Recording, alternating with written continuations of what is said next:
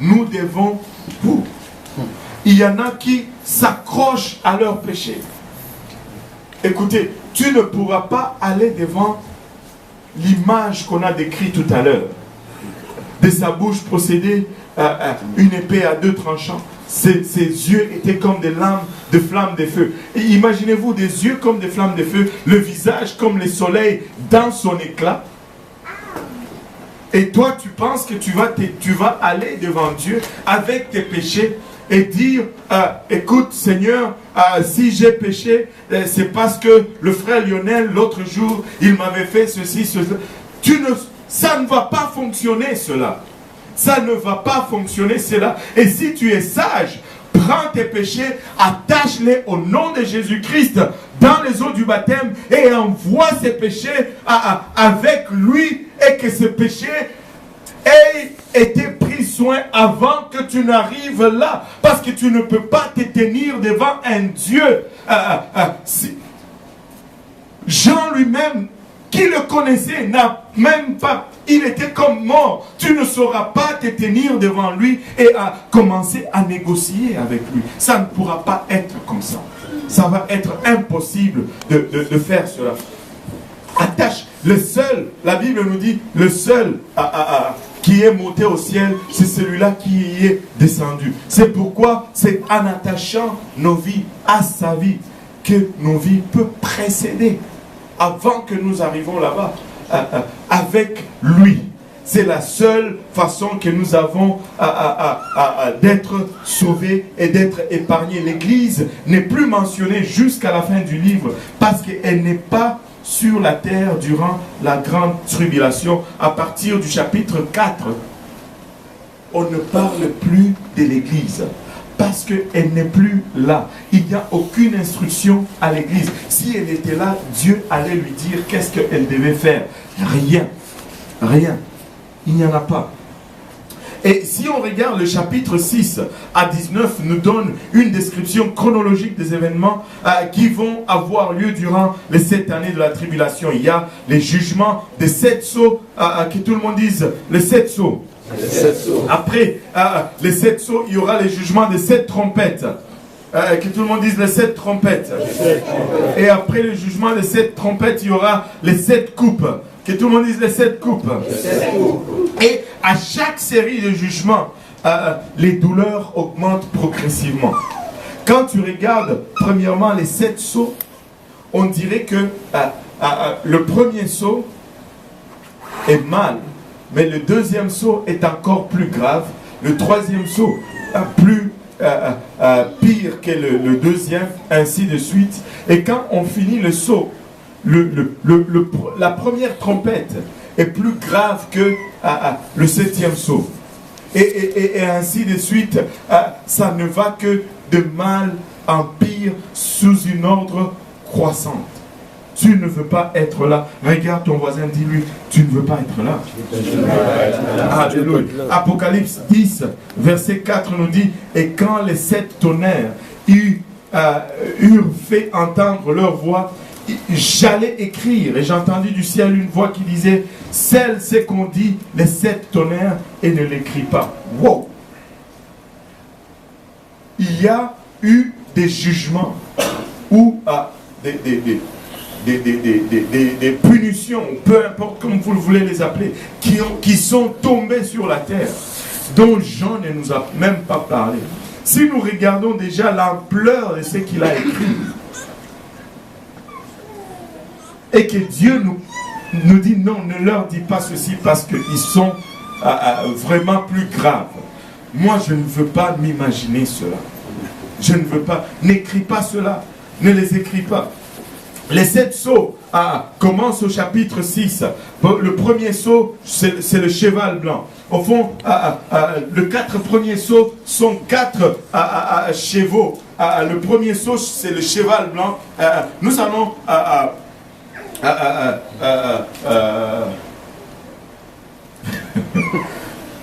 regardez ces quelques images. Les enfants disent, est-ce qu'il y a des images horribles? J'ai dit non, c'est pas si grave. C'est pas si grave. C'est juste des chevaux.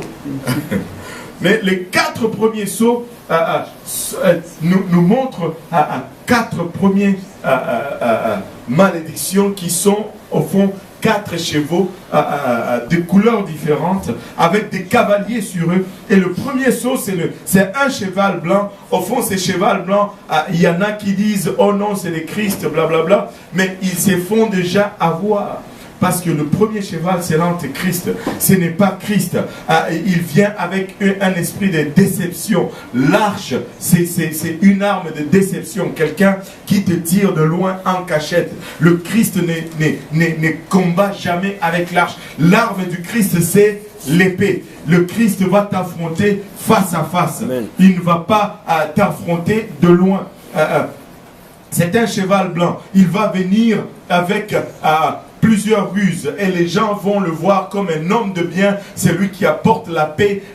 Il était vêtu tout de blanc, le signe de la paix, et il va amener une fausse paix parce qu'il a l'arc dans sa main. Et il va être celui qui va venir et il va vouloir s'accaparer de tout ce qu'il y a comme pouvoir ici sur la terre. Et là, les gens se demandent toujours, l'Antéchrist est-il sur la terre? Oui, il est déjà sur la terre. Si nous sommes la dernière génération, il est déjà sur la scène politique. Et là, les gens vont dire, c'est qui? Moi, je ne sais pas. Je ne sais pas c'est qui. Et de toutes les façons, ça ne me dérange pas de ne pas savoir c'est qui. Moi, je veux savoir Jésus-Christ. Amen. Amen. Si tu connais Jésus-Christ, le reste, c'est pas si grave.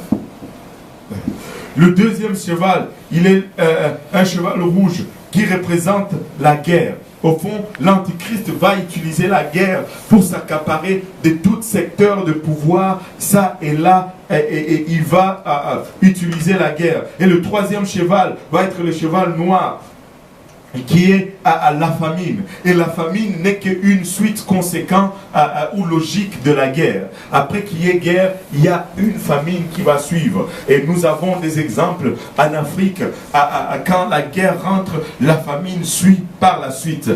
Et le cheval pâle qui suit après, c'est la mort.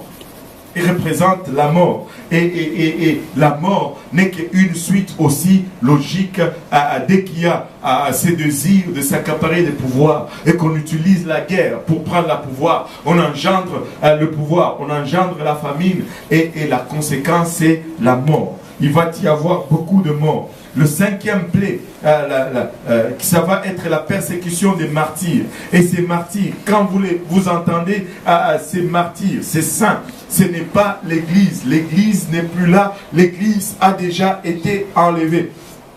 Et le sixième saut va être la grande, plutôt le grand tremblement de terre qui va amener beaucoup de destruction. Regardez, Apocalypse chapitre 6, verset 15 à 17 nous dit, le roi de la terre, le grand, les chefs. Et là, on n'est que, tout ceci, c'est que je viens de citer, on n'est qu'à quelques mois dans le temps de la tribulation.